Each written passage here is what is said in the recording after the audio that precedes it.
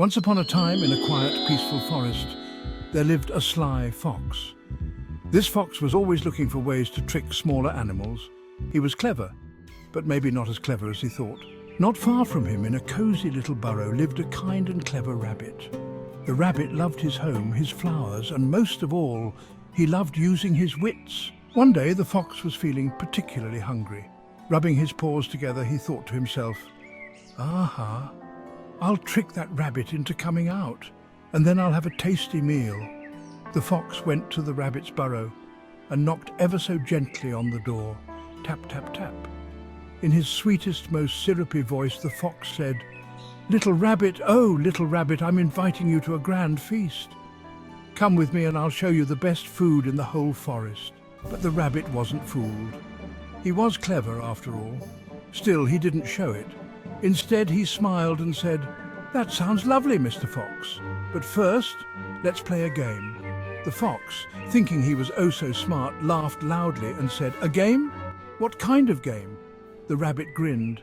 "A race. Whoever reaches the old oak tree first wins." The fox burst out laughing. "A race against you? This will be the easiest race of my life." Now, what the fox didn't know was that the rabbit had a plan. He quietly whispered to his twin brother, who looked just like him, to hide behind the oak tree. "Ready, set, go!" shouted the rabbit.